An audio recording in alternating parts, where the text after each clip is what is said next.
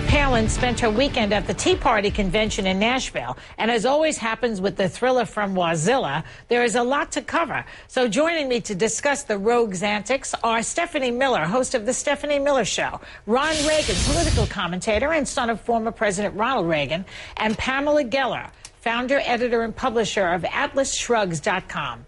Okay, first up, let's take a look at how Ms. Palin keeps her thoughts together. Good, really. We've got to start reining in the spending. We have got to jumpstart these energy you know, we have it on good authority that her entire hand was covered with folksy catchphrases like, "You betcha, by golly, I'm only here for the money."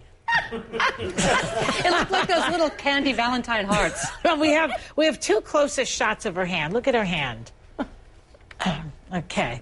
See? You can see it from far away. She has crib notes, we used to call that when I was in school. Okay, let me start with Ron. Does she really need to be reminded to talk about taxes at a Tea Party convention? Because it basically said energy tax and lift American spirits. Like she had to remember this stuff. Well, that's what's remarkable about this. If this was complicated statistics, if she was going to do a comparison of the GDP over the last few years or something, you could understand having some crib notes on the palm of your hand or somewhere else. But these are supposed to be her basic principles, which she apparently hasn't memorized enough to deal with without crib notes. Bless her heart, she never fails to amuse. You have to admit. I know. Now let's listen to what she said about Obama, and then we'll move on. Mm-hmm. This is about the people, and it's bigger than any king or queen of a Tea Party, and it's a lot bigger than any charismatic guy with a teleprompter. Okay, isn't that a little bit hypocritical? A telegraphic, what does she call him? A telegenic model? What did she say? I can't even keep his words in my head. A guy with a teleprompter, yeah. The guy is the President of the United States, Pam. I mean, even you have to admit it's a little bit disrespectful. He's not a quiz show host. Well, Joy, let me see. First of all, I think it's so amusing how the left is crawling all over this like sort of maggots to dead meat when Obama can't go to the bathroom without a teleprompter. He goes into a classroom with a teleprompter. Yeah, but that was not an interview. He does that in an interview. He doesn't have a prompter. He's got when a he prompter. gives a speech. He's got a prompter when he's making the moves on the show. By the way, that ass-kicking he gave the Republicans last week, he didn't have a teleprompter. That's right. I don't think Lincoln had a teleprompter. I don't know whose ass he was kicking, but it wasn't the Republicans. Wait a second. Did Lincoln have a talk off the top of his head when he gave the Gettysburg Address? He had notes. He had notes just like this, but she wrote it on her hand. So it's so mommy. The thing that I find so appalling is that the feminists, who should be attacking issues like honor killings and clitorectomies, they go after this woman. Why? What is it about this woman? And frankly, she best represents the American people that you hold in contempt. And that's where I think the left is making a huge mistake. Ron, let me ask Ron, why do we pay attention to this woman? She has a point.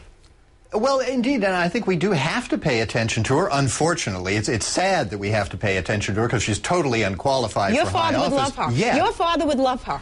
First of all, his father didn't quit halfway through the term. Neither did she. I don't think my father would love her, actually. She did not quit. The lower 48 needed her, and she heeded the call. She did not take the easy way out, and frankly, it was costing the state all kinds of... No, Pam, she quit. She did not quit. When you leave the governorship halfway through your first term, it's called quitting. She came to lead the next revolution. Quit. Ron. Can I ask Ron a question? Quit. Why would your father... I don't hear it from Ron. Why would your father not like this woman? Because she doesn't have a thought in her head. That's why. That's what they said about you. That's what they said about your father. My father knew what he stood for. You can agree with it or disagree with it. He knew what he stood for. He could explain what he stood for. He was conversant in domestic and foreign policy. She's neither. She can't explain where she stands on anything. Your father would love her, and frankly, I don't think you can speak to your father because have you ever met my father, Pam? Pam, did you ever meet my father? Did you ever meet a thought of your father's? Did you ever meet my father, Pam? Did you ever meet a thought of your father's? Did you ever meet my father? And ask you a simple question, Pam. Did you meet my father? And I'm saying yes. You can't answer that because the answer is no. It's really why don't you rely on somebody who knew him very well to tell you what he would think with the offspring of the guy and say that you know more than she does. The father. Than he does. He doesn't share the epistemology of the father. He doesn't have the nature of his father's knowledge. He has nothing in common with the father.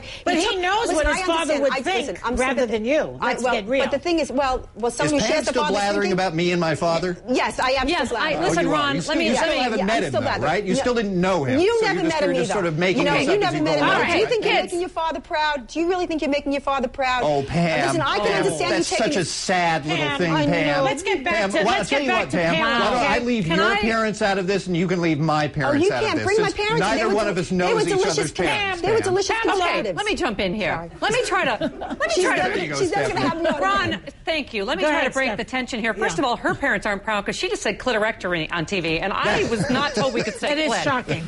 However, But girls can suffer from it, but we can't talk about it. It can be rampant across the world. Listen, I have something to say if you don't mind. However, I get nervous on TV, and all the answers your producers wrote have melted. So now, All right, let's talk about Palin and Limbaugh using the R word. Look at this.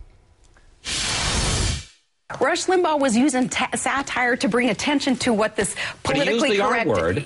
Using satire.